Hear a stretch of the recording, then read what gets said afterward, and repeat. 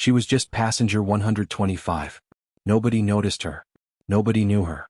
Just another traveler in faded jeans sitting in seat 27B. Then fighter jets appeared outside the windows.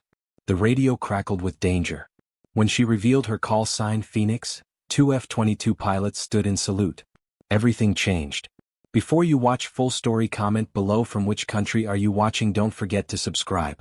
The commercial flight from Washington, D.C. to San Diego carried 200 passengers that afternoon, and nobody paid attention to the woman in seat 27B.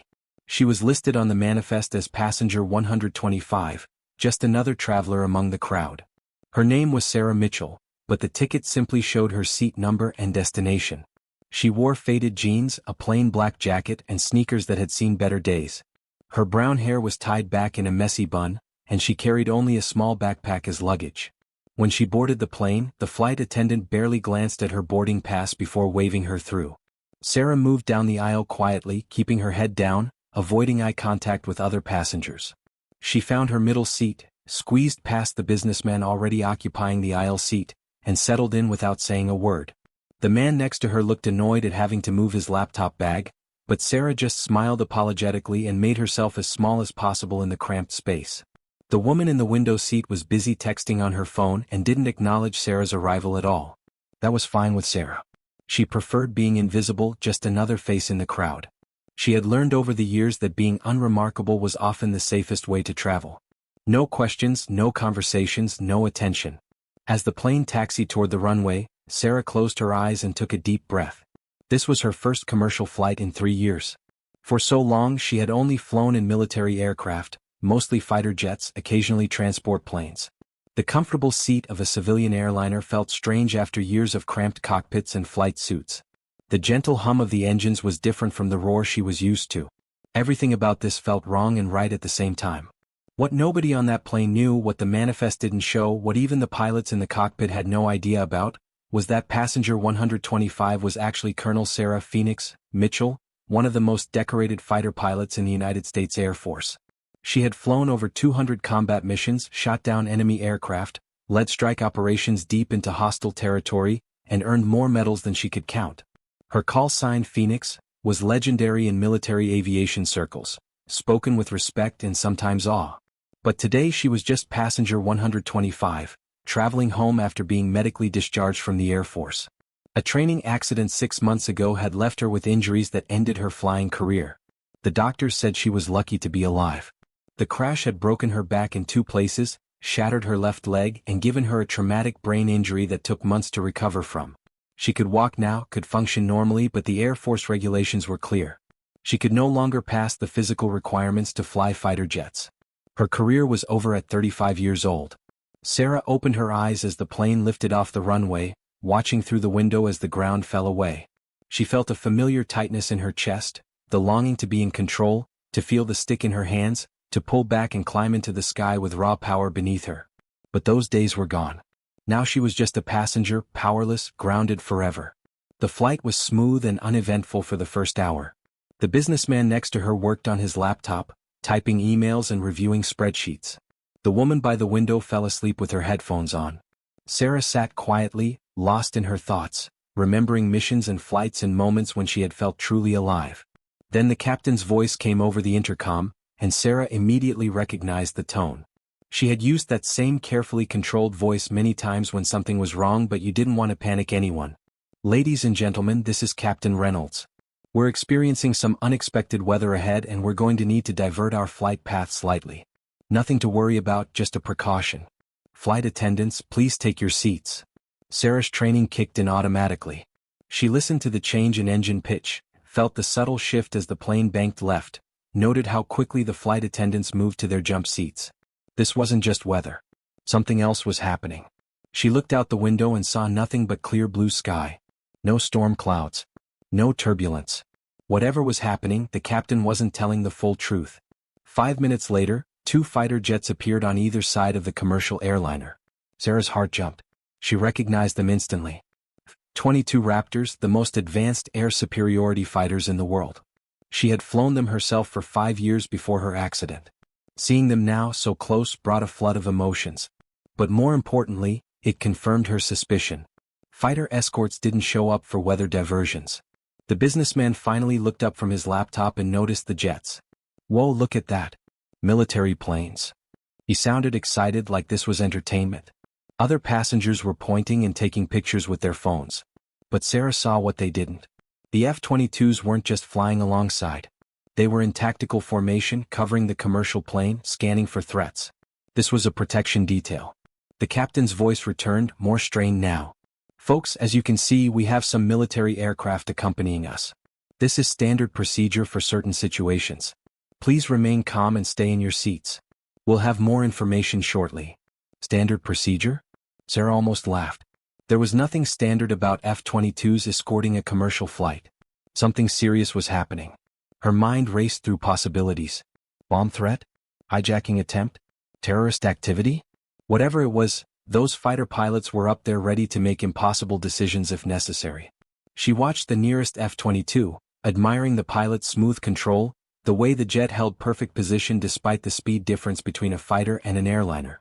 She could see the pilot's helmet in the cockpit, remembered what it felt like to wear that helmet, to have that kind of power and responsibility. Part of her ached with jealousy. That should be her up there. That was supposed to be her life forever. The flight attendants were pale and nervous, trying to keep passengers calm but clearly scared themselves. The businessman had stopped working and was gripping his armrest, his excitement replaced by fear as he realized this wasn't normal. The woman by the window had woken up and was crying quietly, staring at the fighter jet with wide eyes. Then Sarah heard it. Very faint, almost impossible to catch unless you knew what to listen for, but unmistakable to someone with her training. Radio chatter bleeding through the aircraft's communication system. The pilots in the cockpit must have turned up their radio volume, and some of the signal was feeding through the speakers. Most passengers wouldn't even notice it beneath the engine noise, but Sarah's ears were trained to pick out radio calls in the loudest environments. Raptor 1 to civilian aircraft, maintain current heading. We have confirmed hostile activity in your airspace. Stay calm, stay steady, we've got you covered. Hostile activity. Sarah's blood went cold. That meant enemy aircraft or missiles or something that posed an immediate threat. The F-22s weren't here as a precaution. They were here because this commercial plane was in actual danger. And everyone on board was completely unaware of how serious this was. She looked around the cabin. Passengers were scared but had no idea they might be minutes away from disaster. The flight attendants were following procedures but weren't trained for combat situations. The pilots up front were skilled at flying commercial aircraft but had never dealt with hostile threats. Everyone on this plane was helpless except for one person. One passenger who had spent 15 years training for exactly these kinds of situations. Sarah closed her eyes and made a decision. She couldn't fly the plane, couldn't take control, couldn't do anything about the external threat. But she could help. She had knowledge and experience that might make a difference. She unbuckled her seatbelt and stood up. The businessman grabbed her arm. Miss, we're supposed to stay seated. Sarah gently removed his hand. I need to talk to the pilots. She moved toward the front of the plane, ignoring the flight attendant who tried to stop her. Ma'am, you need to return to your seat immediately. Sarah kept walking, her voice calm but firm. I need to speak with the captain. Now. Tell him passenger 125 needs to talk to him. It's urgent. The flight attendant looked confused and scared, but something in Sarah's tone made her pick up the internal phone and call the cockpit. 30 seconds later, the cockpit door opened slightly and Captain Reynolds looked out, annoyed and stressed. Ma'am, I don't know what you think you need to tell me, but we're dealing with a serious situation and I need you to return to your seat. Sarah met his eyes steadily. Captain, I'm Colonel Sarah Mitchell, call sign Phoenix, United States Air Force. Recently discharged. I've been listening to your radio chatter and I know you have hostile activity in the area. I've flown combat missions for 15 years and I can help you coordinate with those F-22s if you need assistance. The captain's expression changed completely. His eyes widened, his mouth opened, then closed. He looked at her plain clothes, her unremarkable appearance, clearly trying to reconcile what he was seeing with what he was hearing. You're Phoenix? His voice was barely a whisper. Sarah nodded. Yes, sir. And I'm guessing you could use someone up there who understands what those Raptor pilots are dealing with and can help translate their tactical situation into decisions for a commercial aircraft. Captain Reynolds made his decision in 2 seconds. He pulled the door open fully. Get in here, Colonel. Sarah stepped into the cockpit and the door closed behind her. The first officer looked at her in confusion. Captain, who is this? This is Colonel Mitchell. Call sign Phoenix. Reynolds said it like he was introducing royalty. The first officer's jaw dropped. Phoenix? The Phoenix? But she's...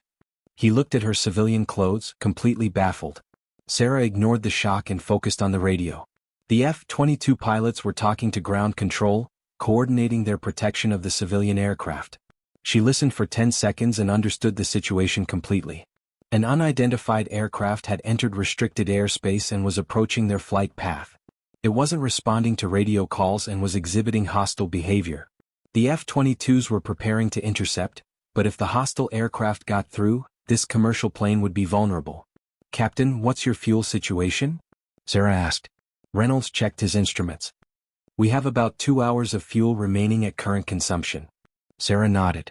"Those Raptors are going to engage the hostile aircraft, but they need you to alter your course and altitude to give them room to work. When they tell you turn immediately. No hesitation. Lives depend on your response time."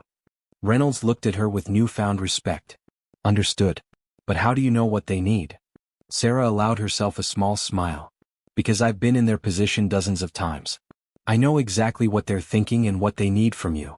The radio crackled. "Raptor 1 to civilian aircraft, we need you to descend to 25,000 feet and turn right heading 090 immediately." "Confirm." Captain Reynolds grabbed the microphone, but Sarah held up her hand. "Let me." She took the mic, and when she spoke, her voice had changed completely. The quiet passenger was gone. In her place was a combat pilot, using the clipped, clear, confident tone that military aviators used in life-or-death situations. "Raptor 1, this is the civilian aircraft. Descending to flight level 250 and turning right to heading 090. Be advised, we have Colonel Sarah Mitchell, call sign Phoenix, aboard this aircraft, and she is coordinating with the civilian flight crew." "How copy?" There was a long pause. Then a voice came back, filled with shock and something like reverence. "Say again? Did you say Phoenix? Colonel Sarah Mitchell?" "Affirmative, Raptor 1. Phoenix on board and assisting." Another pause, longer this time. Sarah could imagine the reaction in those F-22 cockpits. Every fighter pilot in the Air Force knew her call sign, knew her reputation, knew the stories. Then the voice came back and Sarah heard the change in tone. The Raptor pilot was no longer talking to a scared civilian crew. He was talking to one of his own, someone who understood, someone who had been there. "Copy that, Phoenix. It's an honor to have you with us. Here's the situation. We have a hostile aircraft, possibly armed, approaching from the northwest. We're moving to intercept. We need that civilian bird clear of the engagement zone and ready to take evasive action if necessary. Can you coordinate?" Sarah's heart was pounding, but her voice remained steady. "Roger, Raptor 1. We can coordinate. Give me your tactical picture and I'll make sure this crew does exactly what you need." For the next 15 minutes, Sarah Mitchell transformed that cockpit. She stood between the two civilian pilots, listening to the military radio traffic, translating fighter pilot jargon into clear instructions that Reynolds and his first officer could follow. She anticipated every move the F-22s would make, positioned the commercial aircraft to stay out of their way, and kept everyone calm with her steady presence. Captain Reynolds followed her instructions without question, trusting her completely. The first officer watched her in awe, seeing firsthand why her call sign was legendary. Every decision she made was precise, every instruction clear, every moment of timing perfect. The F-22s intercepted the hostile aircraft 12 miles away from the commercial plane. Sarah listened as the Raptor pilots went through their engagement protocols, giving warnings, attempting communication, preparing weapons. She heard the tension in their voices, recognized the weight of possibly having to shoot down an aircraft. She had been there herself, had felt that horrible responsibility. Then came the call everyone was hoping for.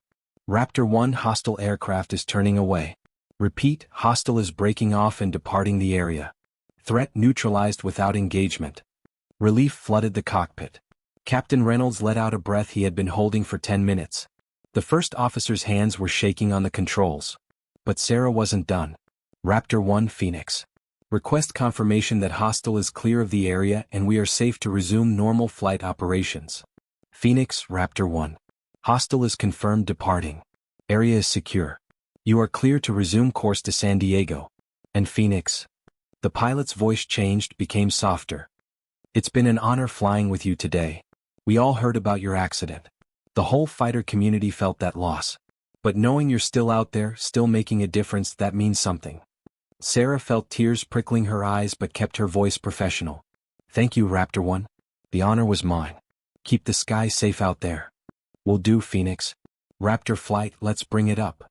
Sarah watched through the cockpit window as both F-22s pulled up and away in perfect formation, climbing into the sun until they disappeared. She stood there for a moment, watching them go, feeling the ache of knowing she would never join them again. Captain Reynolds turned to her, his face full of emotion. Colonel Mitchell, you just saved everyone on this plane. We had no idea how to handle that situation. Without your help, I don't know what would have happened. Sarah shook her head. You would have been fine, Captain. Those Raptor pilots had everything under control. I just helped with communication. But she knew that wasn't entirely true. Her presence had made a difference. Her knowledge had mattered. For 15 minutes she had been a fighter pilot again. The first officer stood and extended his hand. Colonel, it's an honor to meet you. I've heard stories about Phoenix, about your missions. I never imagined I'd actually fly with you. Sarah shook his hand, embarrassed by the praise. I'm just a passenger who happened to have useful experience. Captain Reynolds made an announcement to the passengers, carefully worded to avoid causing panic but explaining that the military aircraft had been responding to a security concern that was now resolved. Passengers applauded, relieved but still mostly unaware of how close they had come to disaster. Sarah returned to her seat, squeezing past the businessman who looked at her with new eyes. That was you up there? You're the one who helped. Sarah nodded modestly. Just doing what I could. The man shook his head in amazement. I sat next to you for an hour and had no idea who you were. The woman by the window had stopped crying and was staring at Sarah. Are you really a fighter pilot? Like in the military? Sarah smiled softly. Was a fighter pilot. Not anymore. Now I'm just passenger 125 like everyone else. But word spread quickly through the cabin. Passengers turned to look at her, whispering, pointing. The flight attendants came by to thank her personally, bringing her water and snacks she didn't ask for. People wanted to shake her hand, take pictures with her, hear her story.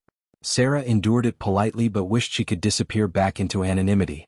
When the plane finally landed in San Diego 3 hours later, Sarah gathered her small backpack and prepared to deplane like everyone else. But Captain Reynolds was waiting at the cockpit door. Colonel Mitchell, would you wait just a moment, please? Sarah stepped aside as the other passengers filed past, many of them thanking her or nodding respectfully. When the plane was empty except for the crew, Reynolds led her down the jetway to the gate area. Sarah was confused until she saw what was waiting. Standing in the gate area in full flight suits were the 2 F-22 pilots who had escorted her plane. They must have landed at a nearby Air Force base and rushed to the commercial terminal. Both were young, probably in their late 20s, and both stood at rigid attention when Sarah appeared. The taller one spoke first. Colonel Mitchell, call sign Phoenix, I'm Captain Jake Harrison, Raptor 1. This is Captain Lisa Chen, Raptor 2. We wanted to meet you in person, ma'am. His voice was thick with emotion. Sarah stopped, completely stunned. Captains, you didn't have to do this. You were just doing your jobs up there. Captain Chen stepped forward. Ma'am, with respect, it's more than that. Every fighter pilot in the Air Force knows your name. We study your missions and training.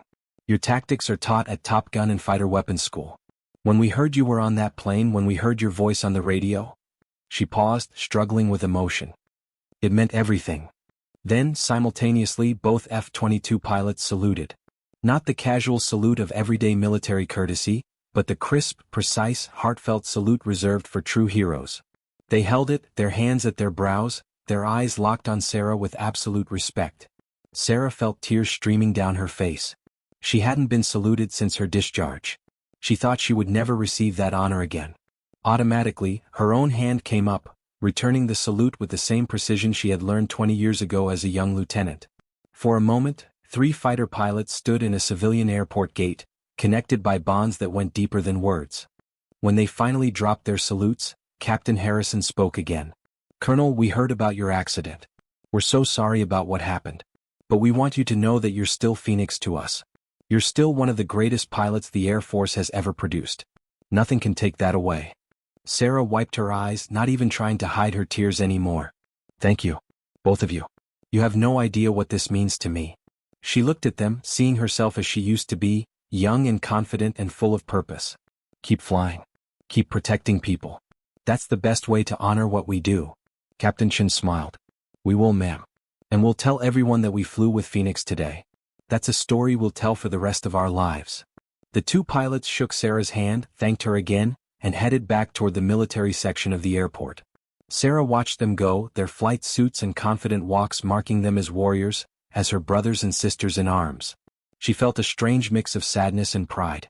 Sad because she could never be one of them again. Proud because they still saw her as one of their own. Captain Reynolds and his crew approached her as the F-22 pilots disappeared.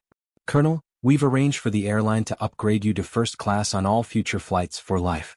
It's the least we can do." Sarah shook her head. "That's not necessary, Captain. I'm just glad everyone is safe." But Reynolds was insistent. "Ma'am, you saved over 200 lives today. Please accept this small token of gratitude." As Sarah finally walked through the airport toward baggage claim, she moved differently than when she had boarded in Washington. She held her head higher. Her shoulders were back. She walked with the confident stride of someone who knew their worth. She was still passenger 125 on the manifest, still wearing faded jeans and a plain jacket, still carrying just a small backpack. But she wasn't invisible anymore. She had been reminded that even though her flying career was over, she was still a warrior. She still had knowledge and skills that could save lives. She was still Phoenix, even without the fighter jet and the uniform in the missions. Her phone buzzed with a text from her father, a retired Air Force general. "Heard about what happened on your flight. Something about F-22s and a security situation. Please tell me you stayed out of it and followed instructions." Sarah smiled and typed back. "Stayed out of it? Dad, I was the instructions." 3 days later, Sarah received a package at her apartment. Inside was a framed photograph of two F-22 Raptors in formation against a sunset sky. Written across the bottom in bold letters was "Phoenix forever in our skies," and the signatures of Captains Harrison and Chin. Tucked behind the frame was a handwritten note. "Colonel Mitchell, we showed this photo to our squadron and told them the story of flying with you. Every pilot wanted to sign it, but we ran out of room. So we're keeping a second copy in our ready room, and every new pilot who joins our unit will hear about the day Phoenix returned to the sky, even if just for 15 minutes. You reminded us why we fly and who we fly for. Thank you for your service, your sacrifice, and your continued warrior spirit. You will never be just a passenger to us. Semper Flying High." The Raptor Squadron. Sarah hung the photo on her wall, right where she could see it every morning when she woke up. Some days were still hard. Some days she missed flying so much it physically hurt. Some days she wondered who she was without the jets and the missions and the call sign. But then she would look at that photo, remember those two young pilots standing at attention in an airport gate, remember the way their voices had changed when they heard her call sign over the radio, remember that she had made a difference when it mattered. And she would realize that being Phoenix wasn't about sitting in a cockpit. It was about carrying the warrior spirit wherever she went.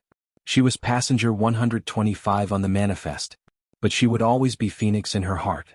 And sometimes, when the moment called for it, when lives were at stake and her skills were needed, the passengers and crew would see what those F-22 pilots saw.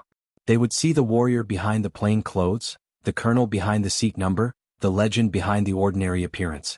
Sarah Mitchell learned that day that you don't stop being a warrior when you stop fighting. You're a warrior because of what you carry inside, because of what you give to others, because of how you stand up when you're needed. The jets and the uniform and the missions were tools for expressing that warrior spirit. But the spirit itself could never be grounded, never be discharged, never be taken away. She was passenger 125. She was also Phoenix. And she would carry both identities for the rest of her life, knowing that sometimes the greatest heroes are the ones sitting quietly in middle seats, wearing faded jeans, carrying small backpacks, waiting for the moment when the world needs them to rise and show who they really are. The next time Sarah flew, she was again listed as just another passenger. But the pilots knew her name now. The story had spread through aviation communities. When she boarded, the captain came out personally to shake her hand and thank her for being on his flight. The crew treated her with respect that confused other passengers.